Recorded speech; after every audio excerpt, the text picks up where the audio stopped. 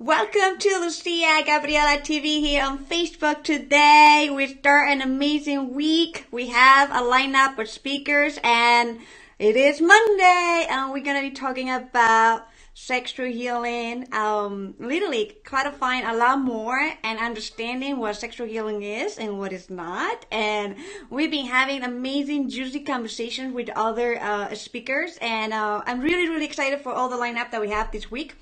So today we have the incredible Lourdes Starshower she's located in Florida. And Lourdes, she's a certified clinical hypnotherapist. And she also is the co-director of the Ecstatic Daikini Training Institute. So let's welcome Lourdes today. Hello! Hi. You're live! Thank you for joining us today. My pleasure. I'm so happy to be here.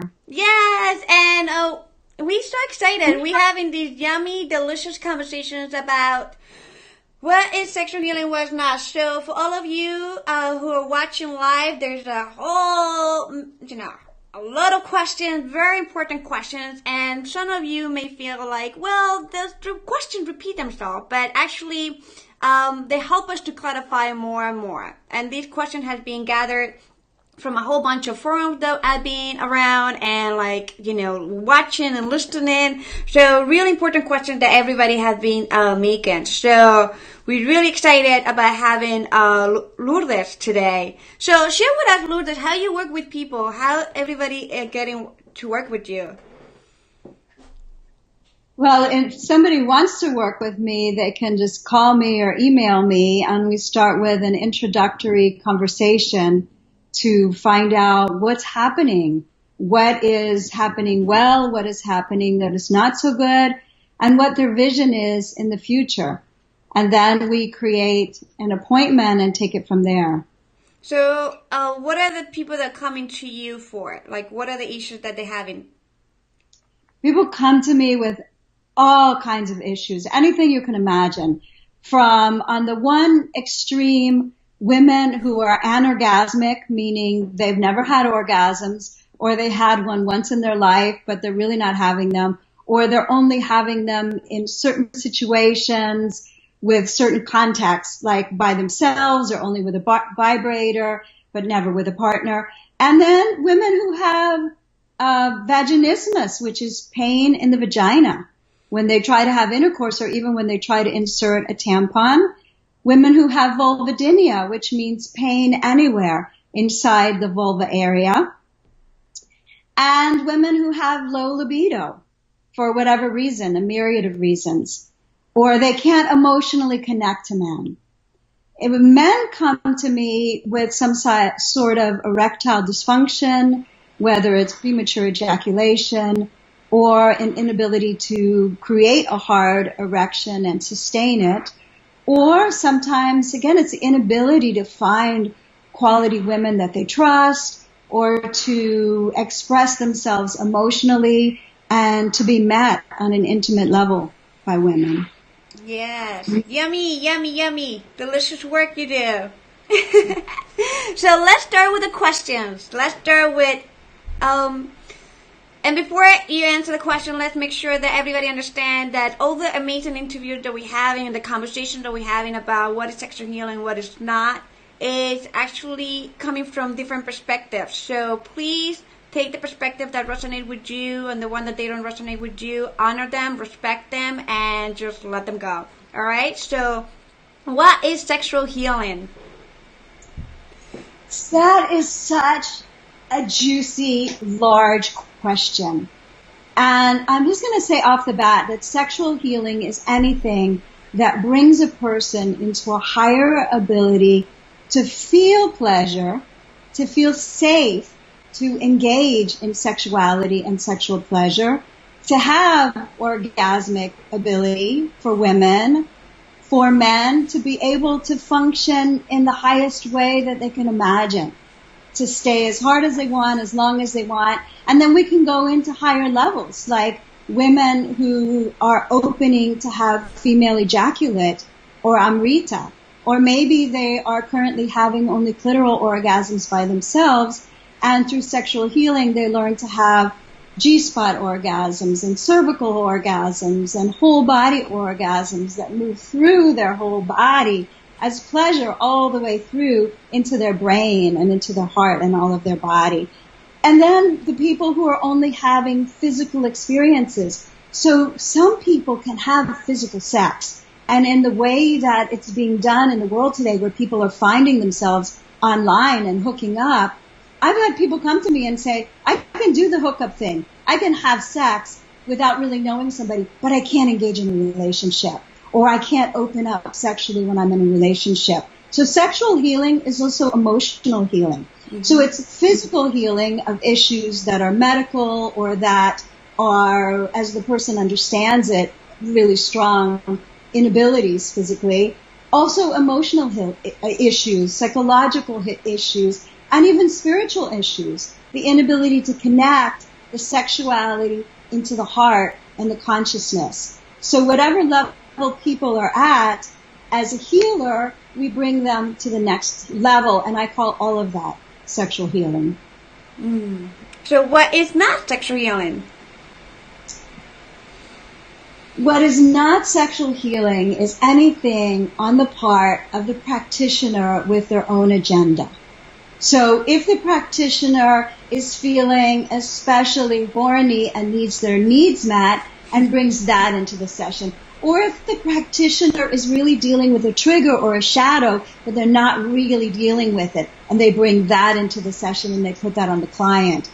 Anytime that a client doesn't feel fully met, fully seen, fully held and heard, and really given a container of empathy and compassion and understanding, and that the client is not really felt that the session was for them, that's not sexual healing. Mm-hmm. If a client leaves a session and they feel lighter, and they feel relief, and they feel more spacious and more expansive, and they feel grateful, they've had some healing. If they are sort of hiding and they're feeling really icky or uncomfortable because something went on that wasn't what they wanted, it's not healing. And I can give you some examples of that because I've had people come to me and say, I went to this, it wasn't healing, and I'm going to talk to you first on Skype to make sure I can trust you. Prime example, a woman who had wounding very, very young because she was born with her labia, her vaginal lips, sealed, shut. She had 3 surgeries by a surgeon who did not give her anesthesia. Ouch. Before the age of 1.5. Her mother didn't really realize that her daughter's screams of anguish were not appropriate. And she didn't realize that what the doctor was doing was inappropriate. So now there's mother betrayal, there's authority figure betrayal, there's sexual wounding. Mm-hmm. And as an adult, she would close off her legs. She wasn't even comfortable opening her legs to receive oral or manual pleasure from her previous boyfriends or now her husband. She went to a clinic in New York. I don't know the name, and I wouldn't even give it if I did. But they told her that they had a 97% success rate on curing vaginismus, which is what they told her was her medical term. So they shamed her. They told her that she wasn't moving fast enough. They told her she was doing it wrong when she wasn't opening her legs to them to stick various objects in there of larger sizes, that is treatment that physical therapists will do, but it's always done with a lot of care and a lot of compassion and at the pace of the client. Well, after telling her she was doing it all wrong and shaming her, they actually dropped her from the program. And that's how I understood, and she understood, well, hence their success rate. If they drop the people who aren't doing it their way, then they can call them no longer clients, and they don't go into their statistics. So one of the things most important out of that for me is compassion, empathy, really holding space for your client, really understanding that as a healer, you want to be so pure in the way that you hold space that you can actually take the place in the psychological or the psyche of that client as their healthy parent or their healthy doctor. And treat them from that space, then you can have full scale, all around healing. I'm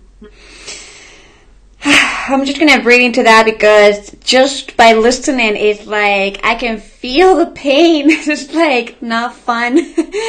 Whoa, whoa, whoa, whoa. And what I love about what you actually bring in is that actually is not just in this realm. When it comes to, how do you walk out of the session? Do you feel relieved? Do you feel light? Do you feel excited? Do you feel like you found some clarity, or you feel like with more baggage? And even as a, massage therapist too, like sometimes you hear people saying like, I actually feel like more heavy when they go to other therapists because the therapists talk all about them, and sometimes they pour their life into the poor client. And I'm like, no, that is about you. These sessions are about you. It's not about, I don't let anybody even talk. Like, quiet, surrender. So I can totally relate with that. And it's like so important for people to know the difference between like, how do you walk out of a session?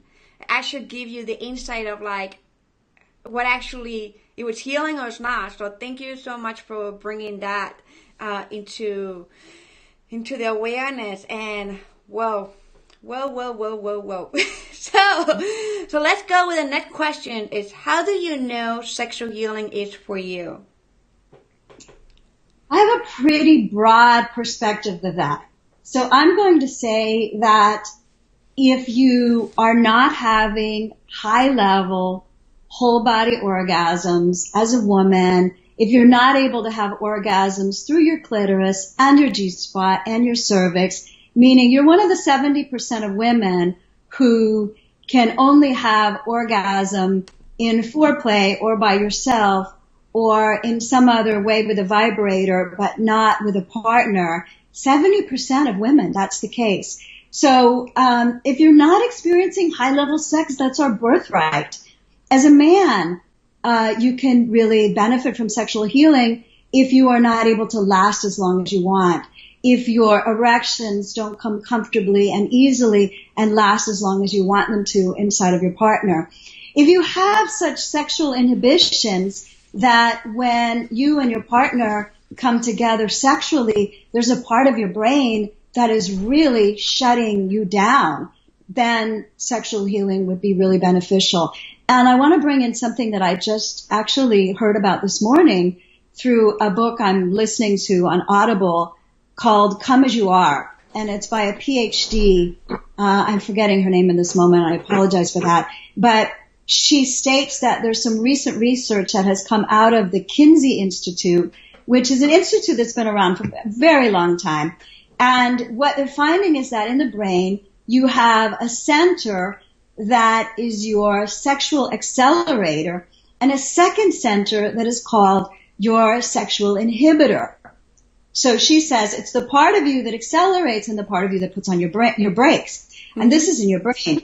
And so if a person, man or woman, has repressions, inhibitions, past bad experiences, that part of the brain that is the decelerator or the inhibitor is going to be acting more strongly than the part of the brain that is the accelerator, the part that brings them into erotic awakening and pleasure and arousal comfortably and safely and freely is being counteracted by that part of them that's wondering, is this safe? Am I going to perform? Am I going to have an orgasm? Am I going to give her an orgasm? Am I going to ejaculate prematurely? So this is all psychosomatic in a sense. And I use the term psychosomatic very broadly because my understanding is that everything is mind-body oriented. Mm-hmm. Something that has a physical component also has a mental and a psychological component. Yeah. So you're ready? It's a good idea to have sexual healing if any of those aspects are not high functioning. Yeah. I love the science behind it. What's the name of the book again? The name of the book is Come As You Are. Come and and go into my Audible and tell you the name of the author because it's not opening up for me right now. But that's right. She's a PhD psychologist and sex therapist who specializes in sexuality and psychology. It's a really great new book. I love it. I love all that research. So how do you know it is not for you? I've heard a couple of other speakers on this TV show, and I'm going to differ from some of them because, for instance, one of them said, if you're holding a lot of sexual shame, then sexual healing is not for you. Well, in my opinion and my belief, if you're holding a lot of sexual shame, sexual healing is for you, but don't go to somebody who's going to give you sexual genital touch on the first session or approach you sexually or come on to you or have an office that's all erotic. You know, come to somebody like me who is a counselor, a healer, a coach, and can support you in releasing that shame. So I'm going to say that how you know that sexual healing is not for you is that you are high functioning. If you're a woman, you're having female ejaculate or amrita, you're having whole body orgasms, you're perfectly saturated with joy at your ability to connect to the divine and have higher level orgasms. If you're a man, you are also functioning at a really high level. Your heart is open. You can connect to a woman with your heart as well as with your sexual energy, and you're able to bring her to the highest level orgasms for yourself and for her. Otherwise, honestly, if there's anything sexual going on and you know to start at a safe level with somebody who's really empathic, empathetic, and compassionate. And I want to articulate the difference in case people don't know. Empathic means that they can actually feel your emotion in their body. They can actually see what is going on. They have a strongly developed intuition as well as a body awareness of what's happening. And then there's empathetic, which means somebody who's going to listen to you and is going to really support you in, yes, everything that's happening to you is a direct result of what's happened in your past. There's nothing wrong with you. And there's a lot of possibilities and we're going to go at your pace. That's empathetic and compassion, of course. Then anyone can start sexual healing. I have somebody who came to me who started on Skype with a psychologist because that's where she felt safe. Somebody she was never going to encounter in her hometown. Somebody who was far away enough that nobody was going to know that she was seeing this person and that was separated enough from her by being on a video screen. And when she felt healthy enough to then come and find a tantric professional, that's when she found me. And started with a Skype session, again, just as that other woman, to be really comfortable with me and make sure that it was worth the drive to come see me. Yes. Yeah, so important to have them to kind of like get a sense of the person that you're going to work with. So they can feel safe, because a lot of the things that we hear about sexual healing is that the lack of trust and lack of safety. So beautiful that you bring in this element about compassion, empathy, and sympathy into the foundation of the work. Beautiful. So let's go to the next question, which is, are there levels or stages of sexual healing? Absolutely. Now, somebody might come to a California healer, let's say, because some of my colleagues are in California, and the people who come to them are already taking Tantra classes, they've taken workshops, they've gone to pujas where a lot of healing can take place. They're walking into that session with their presenting problem being something that's at a completely different level from people who come to you or to me from Florida. Yeah. And so people who come to us, to me in general, I'm assuming to you as well, are starting at a level where they need to be met psychologically, emotionally, and spiritually, and do the work of healing the trauma. because many of them are coming to us with sexual trauma.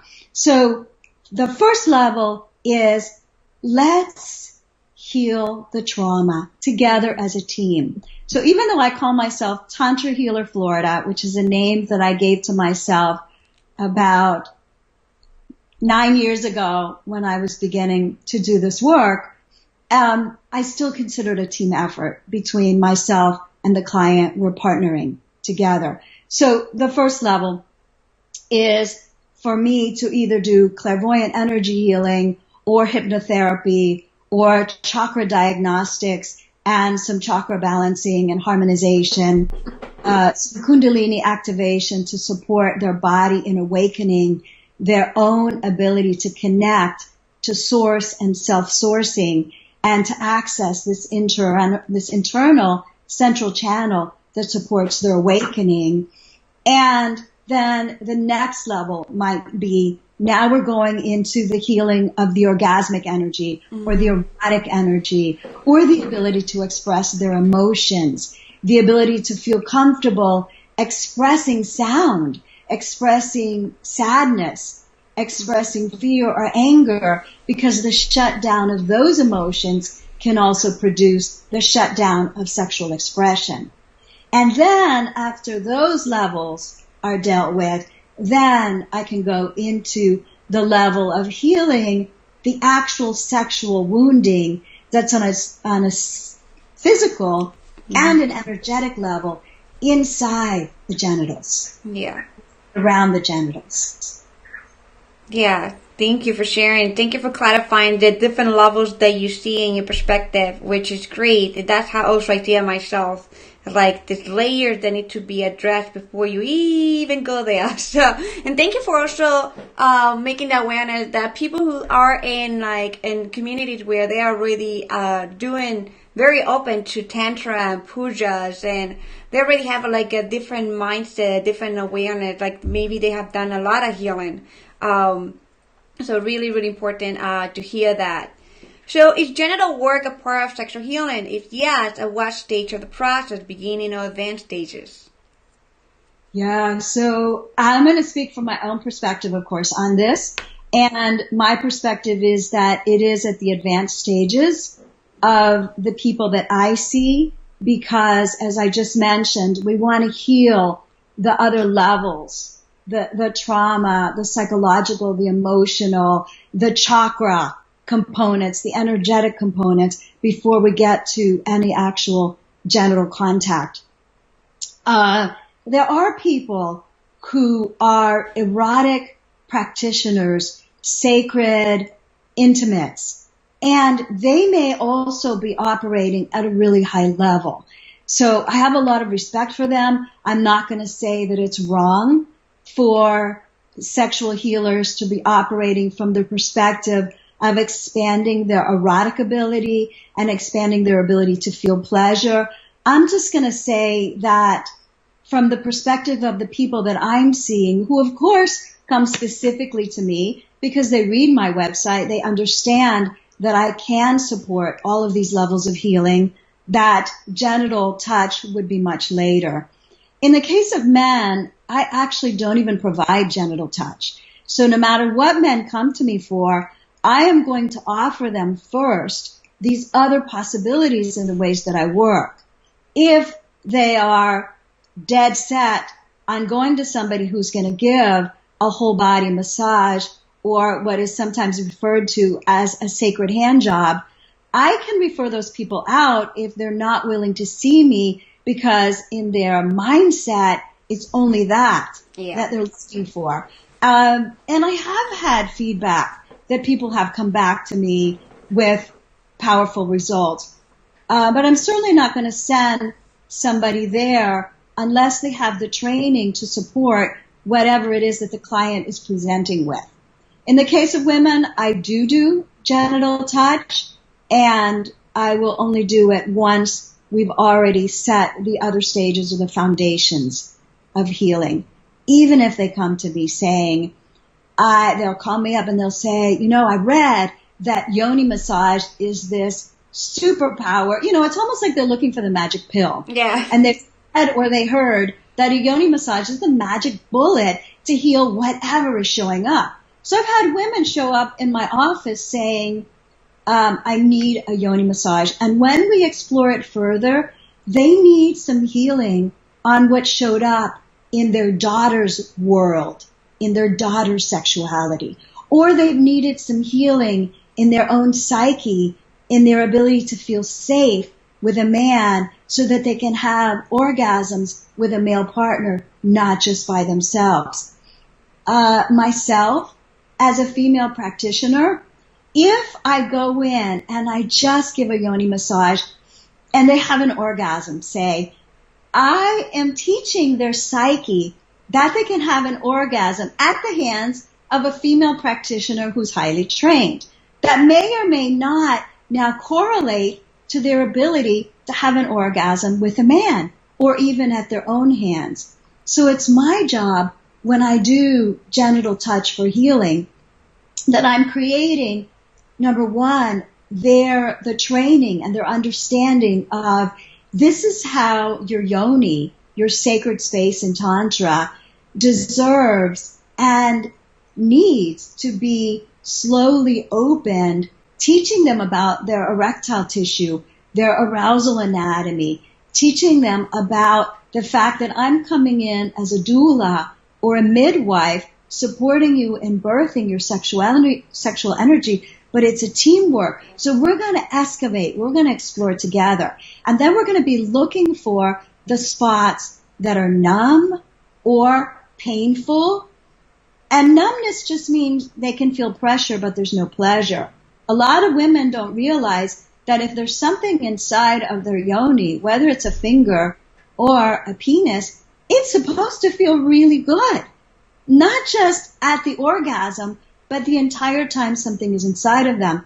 And part of that is training. Part of that is education, because that's what's really missing in our culture. Yeah. So we're mapping. Is there lack of pleasure? Is there pain?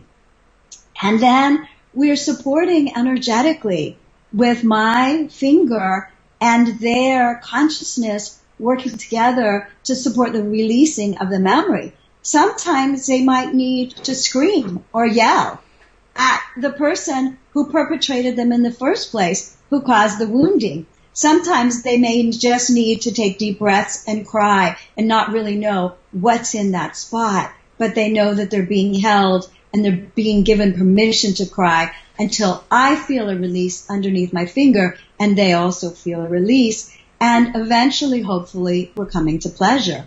By the time we get to their G-spot, ideally they've already softened up a little bit in the entire vulva or the entire inside of the vagina. And then in the G-spot, we're also still looking for, is there pain? Is there numbness? Is there pleasure? Is there pleasure but only in certain areas?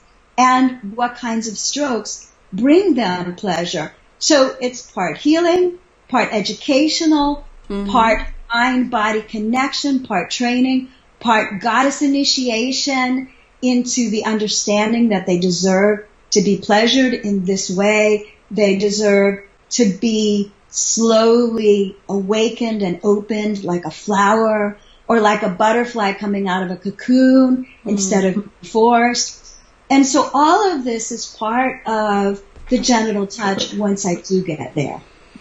Beautiful. So what I think I'm hearing is the aspect of like the rewiring and re-education and relearning of how, how to really be that sexual with your genital self. It's like it's beautiful. And what I love that you pointed out is what you mentioned at the beginning, that it is so important for you to have these stages of the healing process and not offer, especially to women, the first time, because if you bring that person into this ecstatic, joy and ecstasy, like we actually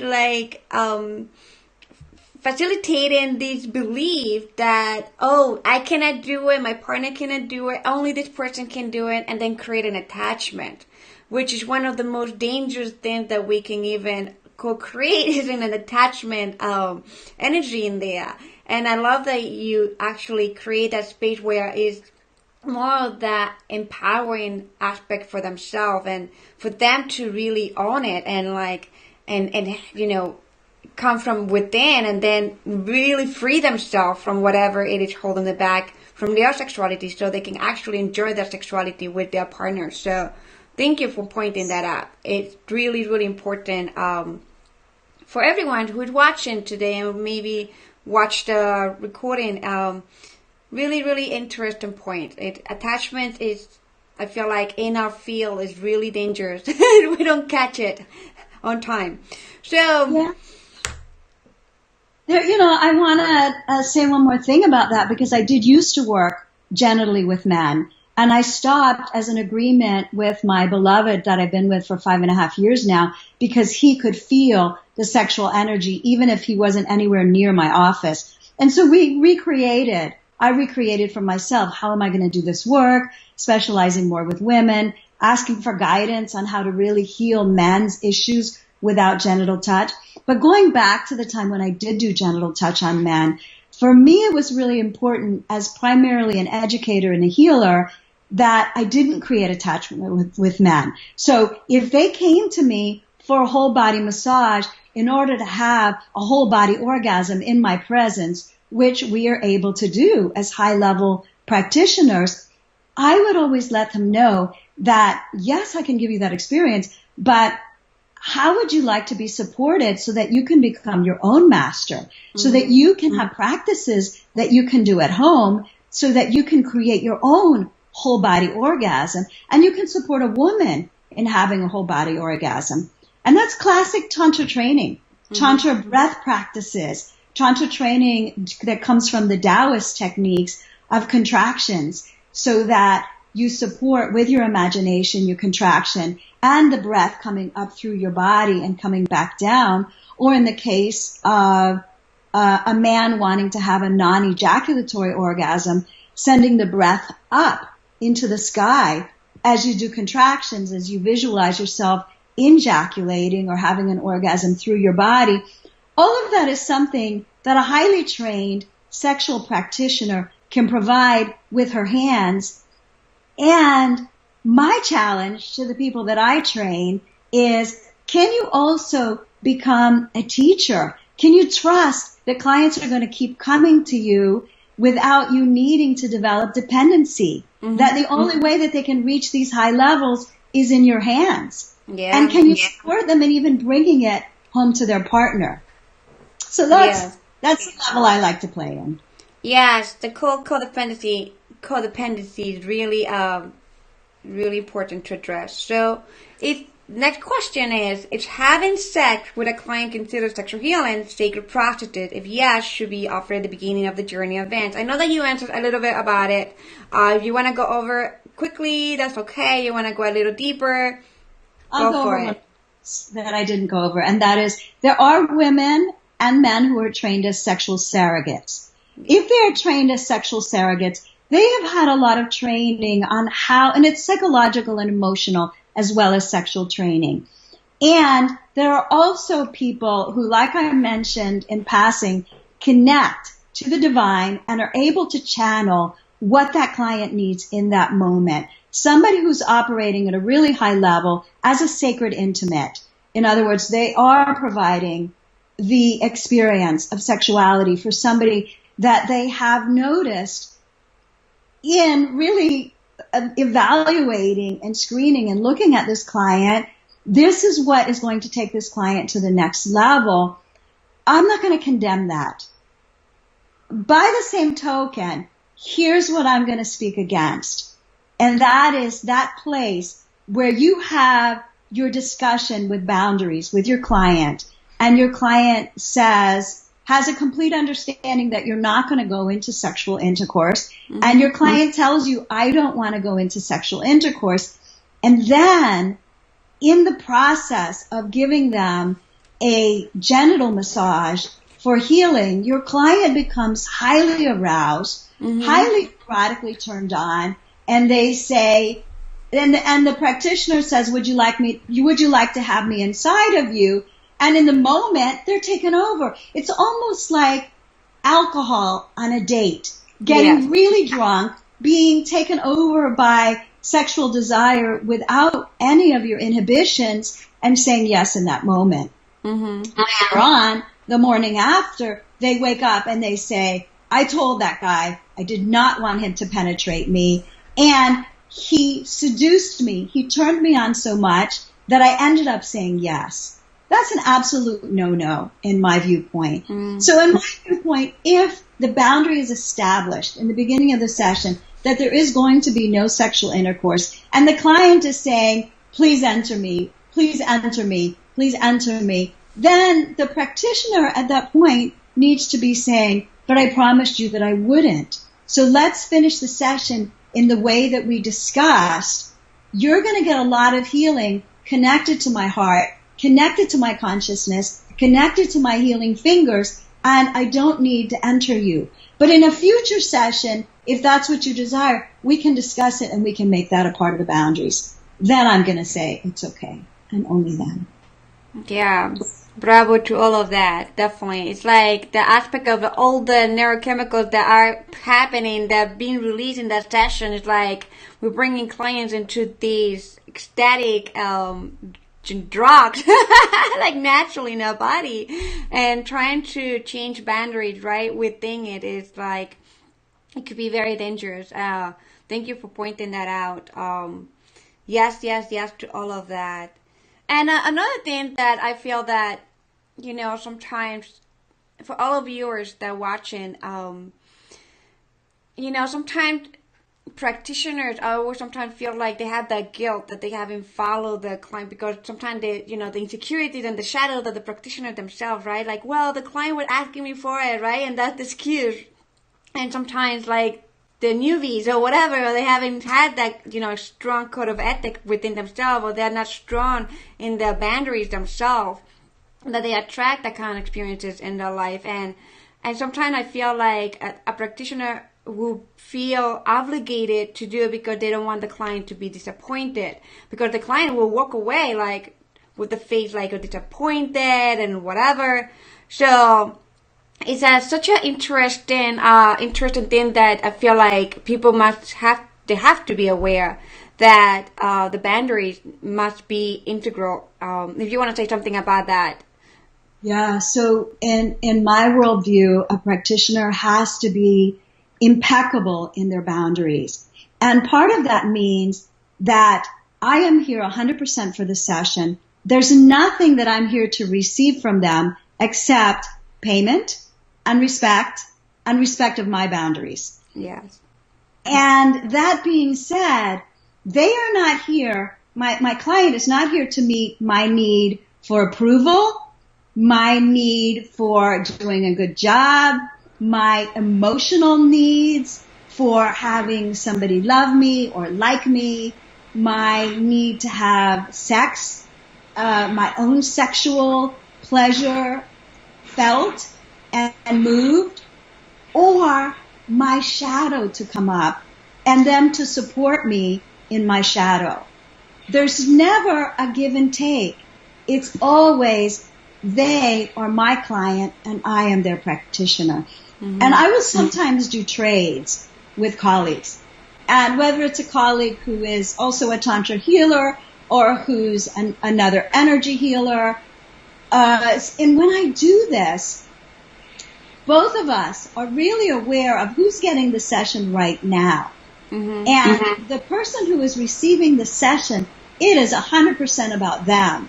And then when we flip, and I'm the client, it's 100% about me. And that's the kind of boundaries that we're able to hold as solid practitioners. Yeah, really important, really important. And this conversation is really important for everyone who's watching, who's looking for sexual healing. Or many of the ones that are watching, our viewers, actually are in the field and they desire more clarification in their work and like more honoring, more respect. So this is something that I have been watching and seeing a lot, this whole conversation. So thank you. So in general healing work, should orgasm be a part of it or expected? Yeah, so what I like to tell my clients is that high-level orgasm is the ultimate eventual endpoint. It is not the goal of this session. So, first of all, orgasm is not even the goal of tantric sexuality. In tantric sexuality, the goal is expressing love, receiving love, giving pleasure, receiving pleasure, expanding the intimate space between us, expanding the heart connection, the energetic connection, the passion, the third eye and the crown connection between two people. When the goal of tantric lovemaking becomes the giving of the female orgasm or the giving of the male orgasm or the pounding of the two genitals together, it's no longer tantra. So let's apply that to a sacred sexual healing session. When I go into doing, when I go into trying to give my client an orgasm, or my client goes into the trying to have an orgasm, then we are both in this space of cutting off our flow, cutting off our ability to be in the moment, cutting off the energy communication between us, and we're both going into doing, which denotes, and you can see what happens in my shoulders as I exaggerate it and in my face, but it's essentially a cutting off of what we're really here to accomplish. What we're really here to accomplish is support with awakening the energetic channel, support with awakening the physical pleasure, support with awakening the rewiring of the brain to the body. Because some women can actually have a physical orgasm. Their partner will say, but you had an orgasm. I saw it. I felt it. And she'll say, well, I didn't feel anything. So or what's going on there is that there's a disconnection between it within the nerve pathways to the brain that are telling her this is pleasurable. And so if I am going to support all of this rewiring and this re-education and this awareness and this expansion, I need to say the goal is not to have orgasm, and the goal is not to have orgasm. The goal is to be so present in every moment that we can become aware of where the healing needs to take place and create the expansion into healing for that client. Yeah, definitely. Even man. And I'm going to say, and I'm speaking now from the perspective of a colleague of mine and also from the perspective of the way in which we train practitioners in my training, that I train with a partner who still does do linga massage on men, but not always, and not before doing many other things, that we even teach them that sexual healing on men can also be about expanding the pleasure in the tissues, releasing the trauma in the tissues, teaching how to have an orgasm without ejaculation, which might mean that the man doesn't have an ejaculation in the session. And so even in a session where men are led to believe in the current culture of whole body massage or sacred hand job that the goal is orgasm, it may not be. Yeah. Going for that goal, sometimes they miss the whole journey. Yes, absolutely. Well said. So, can sexual healing not involve genital work, sexual erotic massage, or copulation? I know that we covered a little bit. Let's just get more clear on it. Yeah, so copulation, I know you've said it before, but means actually insertion and sex. So absolutely. You know, sexual healing in this time of very high level repression in America can actually involve re-education and the support of releasing the shame and the guilt that the culture puts on us. The re-expansion of the understanding that a sexual experience is meant to be whole body through all the chakras, a heart expansion, a brain expansion, and a cosmic expansion. And a lot of it can be counseling. can be on chakra diagnostics. What's going on in their energy centers that is keeping them from being able to be as free, as comfortable as possible in their sexual experience? Hypnosis, which is a hypnotic regression in the way that I do it, is taking the client with their subconscious mind leading, but together we're going on a journey back to the initial event or events that caused the current issue. And the client can go back into a past life, they can go back between lives, they can go back into the womb, or any time in this lifetime. And we can heal sexual trauma that wasn't even caused by a sexual experience. I'm going to give you an example of that. So one of my clients was a man, he was in his 70s, he was having erectile dysfunction. His girlfriend that he was hoping to marry had just broken up with him, and he also happened to be a tennis pro, a teacher at a tennis club. And we did a hypnotic regression. He never had this memory until this regression, and it was him sitting on his father's lap amongst a group of people, friends of his father's, wanting to get his father's attention, grabbing onto his father's glass of water, and his father resisting him and the water hitting his father in the face, which then caused his father to throw him off of his lap. That moment caused his erectile dysfunction and his arthritis that showed up later in adulthood. Wow. The way that we work with this is we have the client within the experience of the hypnotic regression recreate the story.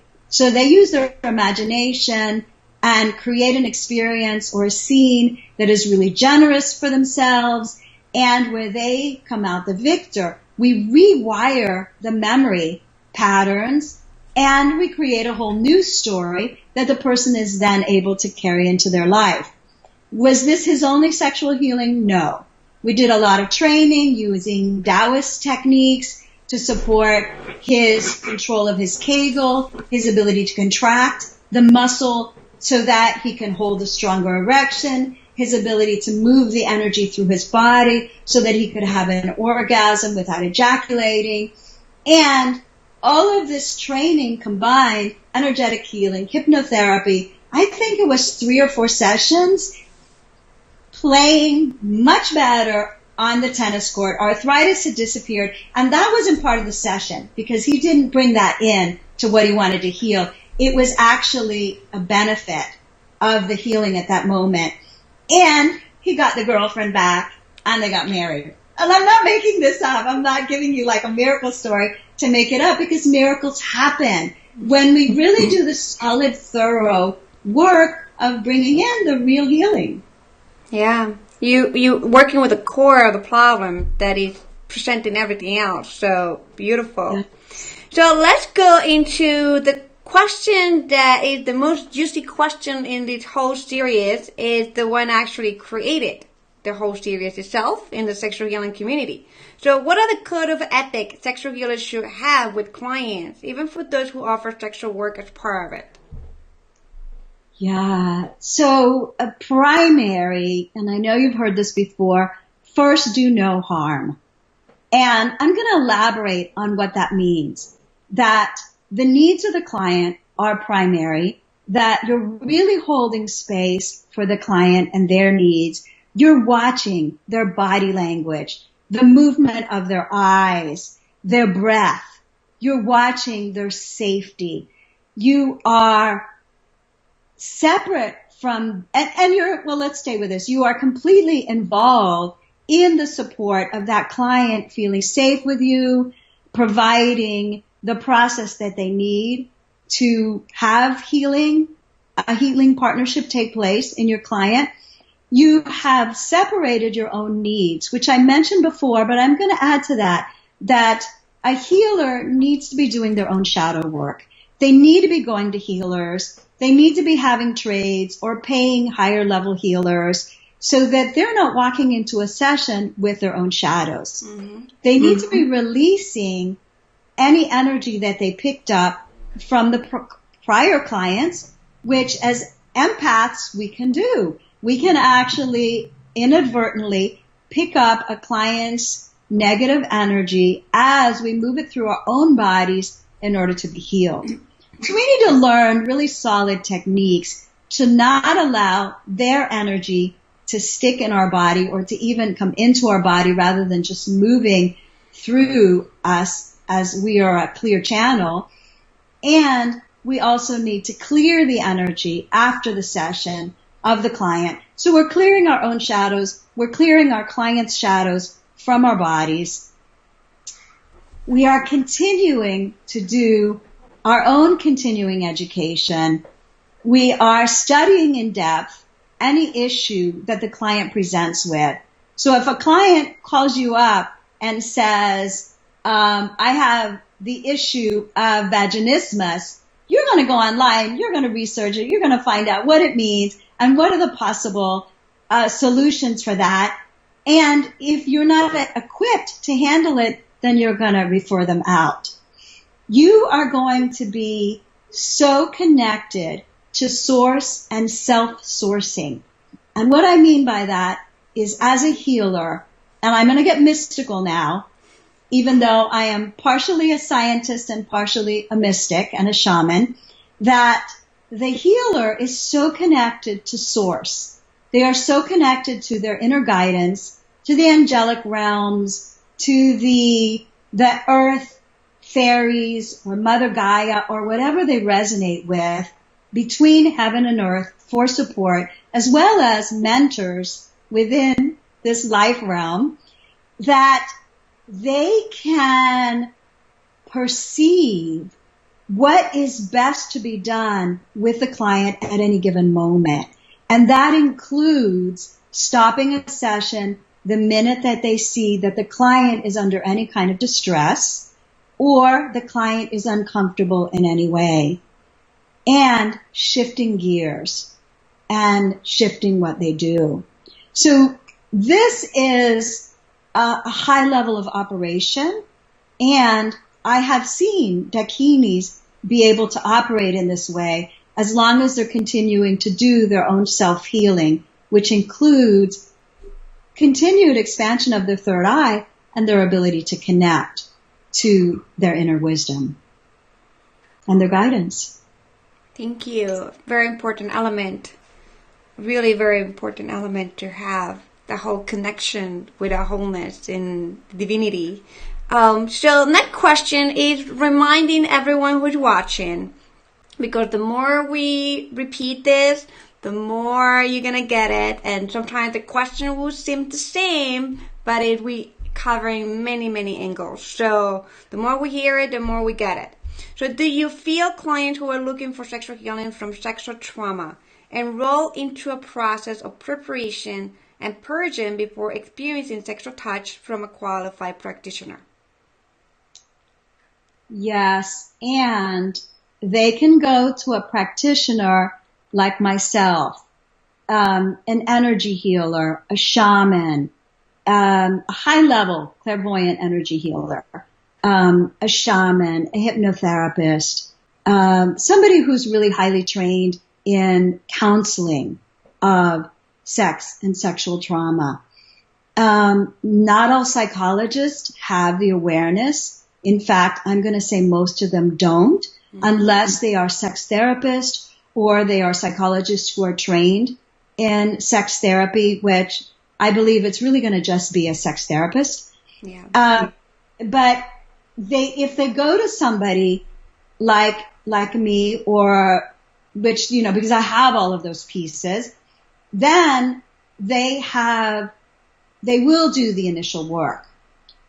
But if they go directly to somebody who is a master at erotic pleasure and bringing forth an orgasm, and they haven't done their own dive into their shadows, and this practitioner cannot meet them in their shadow and support their healing as their shadow shows up in that session, then they've gone too far too soon. And they do need to do primary work first. Yeah. Thank you. Lourdes is confirming pretty much what we've been sharing in this series of conversations. that really important to have that purging process first. I'm like a big a believer and, of preparation, preparing the person, purging, preparing, providing you all the tools that you need. So if something shows up, a trigger shows up, a shadow shows up, an archetype shows up, whatever shows up, you have something to work with if you're not working with your therapist at the moment. Because many times, like you could say,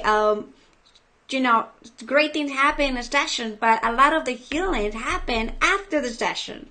So if the person is not prepared and don't have tools when they go back home, they may not have us there with them, but it would provide them with the greatest tools for them to properly address what is happening and what's coming up, and until they come back to the next session. So really, really important to have that preparation, purging part. So how can you tell who is a qualified practitioner? How can we tell if I'm looking for somebody helping me in my sexual healing journey? How can I tell who's qualified and who's not? I'm going to go back to that last question, if I may, just to add one piece to that. And that is that a really high-level practitioner is going to leave the door open for a phone call or a text or an email if the client is in trouble. Because if in our sessions, regardless of what type of healing we're doing, because this can happen in hypnosis with no sexual touch or any sexual orientation, the client can sometimes have a body memory show up, going about their day. And if they can call me or they can text me and say, I am really hurting right now, I'm holding myself and I'm just shaking and rocking, then I can support them in that moment on the phone to move through that and to have healing within that experience. Because healing comes with contraction and expansion. Yes. And sometimes something like that can happen. And if they don't have a support system to be able to fall back on, if, as you said, something happens outside of the session, they are at their own and they can choose to stop working because it's too scary. And if you choose to stop working in the middle of where it's kind of like the pimple is at a head, and if you come in for the next session, it's going to burst open, or maybe it might even burst open on the telephone with some really powerful presence holding, then the pimple's going to get bigger and bigger and bigger. And it's going to have to then be surgically removed if they don't continue to come back for the healing. So your question was, how do you know you have a qualified practitioner? Did I get that right? Yep. Great. So the first thing is look at their website and or get referrals from other people, because I understand there are some qualified practitioners out there who don't have a website. Well, then I would definitely try to get testimonials, referrals. Ask the practitioner to give you the name and the phone number of people who have seen them, who have had really great results with them.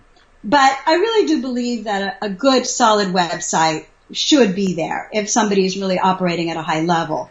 And there should be testimonials on the website. The next thing is you have a conversation with them. And you ask them, what are your credentials? Who have you studied with? Where did you get your training? And here's my issue. What would you do with this? So that you learn right away in a phone call what that practitioner is going to do with your issue. Can they really listen to you on the phone? Or do they have their own agenda? Do they cut you off when you are explaining your situation to tell you how great they are? They're probably not a very good listener or very empathic or able to hold space for you. So in that conversation, you're sort of gaining, are they qualified? Do I resonate with them? Do I feel safe with them? Do I feel like they can hold me? Do I feel like they can take me on this journey? And is my soul calling me? Really, at the deepest level, is my soul calling me to work with them? Not just, am I excited because they're really good looking? And I think that they can take me on an erotic journey, but is my soul trusting them? Is the little voice inside of me that gets scared trusting them? Have other people trusted them? Have they gotten results? You can even ask them, what kind of results have you gotten in my specific type of case? Yeah. And how do you go about getting those results? Like one of the other speakers, Matthias, was sharing, like, you got to interview the practitioner you're going to hire. You know, you got to truly interview them. That's why for me it's important for anyone to fill up a very intense intake form and then get on the phone and see what happened. Like, you really have to ask a lot of questions. It's not just, well, we ask questions to you to help you, but also ask questions, like Lourdes is saying. So thank you for sharing that.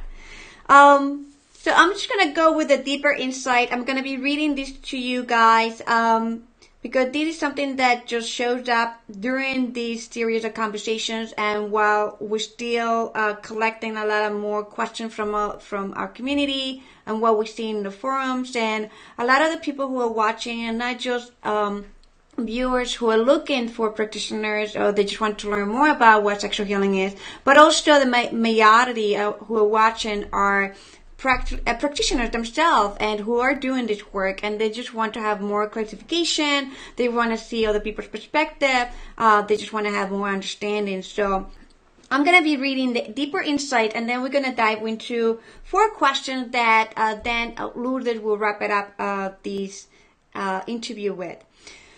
So finally, these questions are to bring awareness to practitioners and teachers of sexual healing, daikinis, trainings, and certifications.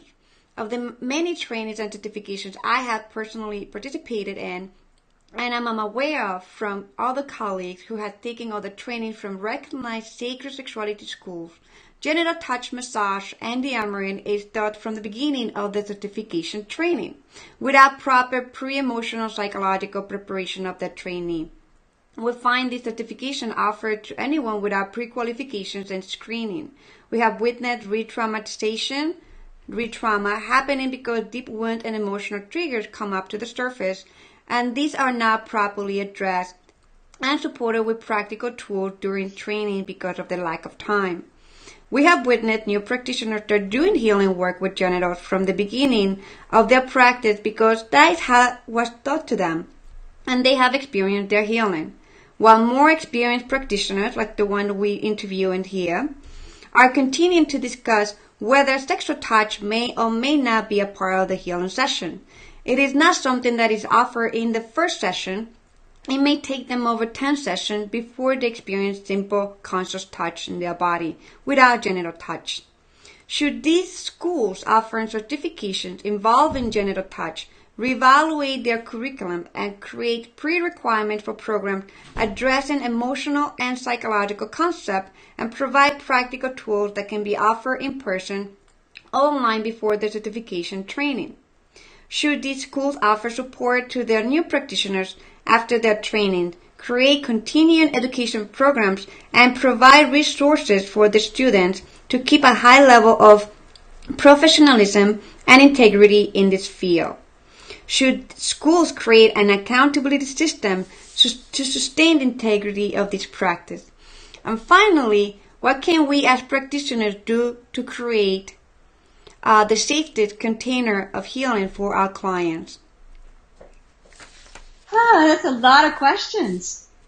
Very in-depth, very good question. So in terms of starting out with the prerequisites or pre-requirements or pre-screening, I'm going to speak from I have 3 training and certifications from 3 different schools, and one of them I have 3 levels of certification, and I am running a school myself along with my colleague Kathleen Cienfuegos, who's from California and who comes from a completely different lineage, and it's one of the reasons that I invited her to co-create this training with me, because we come from 2 very different backgrounds, but very strong lineages, as well as we have a very high level of integrity and a way that we continue to develop ourselves as we continue to see clients. So in terms of pre-screening, when we are bringing somebody into our training, we are doing our best to make sure that they are emotionally and psychologically and spiritually and sexually ready to begin this training. And we are also making sure that they are going to be comfortable allowing their shadows or their woundedness to show up in the training and to come to one of us if they need support within the training, as well as to be able to open themselves up in the sharing circles that we have every morning for what is showing up in them so they can get support from the group as well as the teachers. I was in a training with you, and I'm not going to mention who the trainer was, where somebody was highly triggered. Now, I'm not going to say that it's only because she didn't get proper screening, because she said she was actually working as a sexual healer and a sexual educator. But what happens is we have layers of wounding, like an onion. And somebody may have healed a certain number of layers of wounding, and then they come into a training with high-level colleagues, very high-level teachers, and all of a sudden a deeper layer that they didn't even know was there, that might be even bigger, is going to show up in the training for them. There's no way we could have pre-screened for them or prepared them for that. The most we can do is the same thing that I would do with a client, and that is really be present. That's one of the reasons there are two of us. I would never hold a big training like this by myself, because if I'm going to step aside and hold space for this person, Kathleen needs to be holding the container for the rest of the group, or vice versa. Because honestly, those things do show up in training, and it's part of the healing. It's really part of the healing to take that person to their next level. We are training priestesses and priests, and that's our specific training. And we're very well aware of that because we are teaching expansions into the shamanic realms, into other worlds, and bringing that wisdom back, whether it's the wisdom for the client themselves or the wisdom for the healer to be able to provide support for the client. In so doing, we are supporting our practitioners in the healing of their own personal wounds. So our training is divided into three categories: the healing of their own personal wounding. Second, interpersonal healing. How do you provide the best space and have all of these tools to offer your client so that you're coming from the standpoint of a counselor and a healer, and also being able to do a limited level of timeline regression, because we're not training hypnotherapists, but we are training people in a very specific timeline regression and soul retrieval work. And then the transpersonal, which is the understanding of the collective unconscious, the understanding of connection to source for themselves and the client, and it's multifaceted and multi-layered. So we provide the highest level training possible. We are training priests and priestesses. We're not cloning ourselves. We are providing them with tools to have radical self-care. We're providing them with the understanding that they need to understand the mental, the emotional, the spiritual needs of their client. And we are also then watching them fly and offering continuing ed. We are offering them continuing ed, but we can't force them to do it. We offer them mentoring sessions at a much lower rate than we offer people who are non-graduates. We offer continuing education, and we're offering our first level 2 is coming up in November, which will be a deeper dive into some of the things, as well as training on working with couples counseling, and several other avenues of becoming a higher level counselor, tantra healer, energy healer, and shaman. So I believe that I answered most of your question. I don't think we can police. Now, what I will say is that if one of my graduates shows up in one of my classes, which somebody did recently, and I saw her inability to hold space for her partner, then I took her aside later on and I said to her, there is some showing up here that your shadows are showing up and that you aren't really in this moment able to hold space for your client. If that ever shows up in a client session or before a client session, I'm going to ask you to cancel or reschedule that session if you can't show up 100% present and whole. If you are triggered within the session, I'm going to offer that you take a time out and you take some deep breaths and you do a practice to support you in being able to be present and remind yourself that this is your client and you're not here to heal your own shadows. So that's the most I can do. I can get feedback from people I referred to them, and I can say, how was your session? Because I do a lot of referring out into my graduates. And I can also ask my graduates, how was the session? And from what they tell me, if they trust me, I can glean, where do they need a little more support? Where do they need a little more push in terms of getting the help that they need to go to a higher level?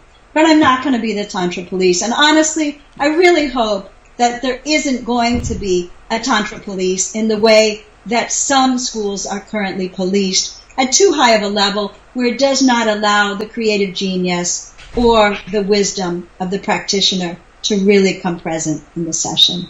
Yes, I totally agree with you with the aspect of having that genius creative aspect of self, because that sexual energy itself always expanding, always growing, always moving, always creating something new. And definitely appreciate your input on, when we are doing training, the high level of training, like deep stuff is gonna show up. So it's like, it is really, it is what it is, and it shows up, and it's healed, and it's addressed. I do believe that the integrity and the level of the container, the safety of the container must always be integral and aligned with, be safe for everyone, and just powerful enough for everyone to really take their own journey deeper within themselves and learn from the other person that just had the trigger or the shadow show up, and bring it back to the mirror and be like, okay, what it is that person is working on that maybe is reflecting something about me that I may need to work on. And that's kind of like a high level training process too. So I love when I'm in group like that, where it's like the facilitators, express that. I really, really appreciate that. So I appreciate you, Lourdes, for showing up today and for saying yes to this interview. Thank you. And how everybody can get in touch with you if they need to learn more about your work, and how they can also receive help and your training program. Sure. So my website is www.tantrahealerflorida.com. My name is Lourdes Starshower. I have a Facebook page, Tantra Healer Florida. Our next training is July 15 to 21 in Southeast Florida in Stewart, and we still have a few openings, and people can contact me. They can email me or they can call me directly. And on my website, if they put in their email address, they can actually receive a free video that talks about the energy component of high-level orgasm. And there are also some other free videos they can access on my website and, of course, through my YouTube channel. And I'm here to serve. I can work nationally and internationally because of Skype, because I am able to provide energy clearing, cord cutting, and hypnotherapy, and all kinds of things, training, all kinds of things that you might not imagine that can be done through video sessions, but can be as well. Yes. If you're not. And they can also find your meetup group. Yes, I have a meetup group called Sacred Tantra, Not Just for Couples. Because the first question I always hear from people is, I don't have a partner. Can I still study Tantra? And really, education is a big part of it because the culture is so shut down. If I may say one more thing, there is just something that I found completely shocking. And that is one of my students called me last night and she said she's a teacher in the school and what she's finding out in the cafeteria is the elementary school kids happily eat bananas. The upper middle school kids will not eat bananas, boys or girls. Why? She's asked them. Because it's a phallic symbol. That's how shut down our culture is getting. So shut down that we feel that sex is so dirty and so wrong that we can't eat bananas. And so that's part of the healing, honestly. Not even cucumbers. Yeah, that's right. That's right. Well said. What about eggplant? Oh, that's a whole nother. Oh gosh. Okay. That's interesting though, but thank you for sharing that. I appreciate you so much. Thank you. So thank you everyone for joining us today, tuning in. Thank you, Adi. Adi show up enough earlier and say hello, bravo for you throughout professionalism to both of us. So that's great. And also Tracy, thank you for joining us. Tracy saying, love you both, and I am so looking forward to taking your course sometime, Lourdes. So that's Tracy Wright. So thank you for joining us today. So if you are you're excited like me about learning more and to get more clarity on what sexual healing is and what is not, we have more amazing speakers in the next couple of days. We have Caroline Tantra coming tomorrow on Tuesday. We have Tiana coming on Wednesday, and Thursday we have Shan, I believe her name is. I'm so bad with names, everyone, just for you to know. But that's good because that keeps confidentiality very good. Exactly. So thank you, and join us for the next couple of days. We're gonna have awesome conversations, and I appreciate you, Lourdes, again. And if you want to know more about me, you can go to luciagabriela.com. And if you're in Florida, Sarasota here area, you can come to Nuna Holistic Retreat Center for emotional and sexual healing. So we'll see you next time. Take care. Bye. Bye. Thank you.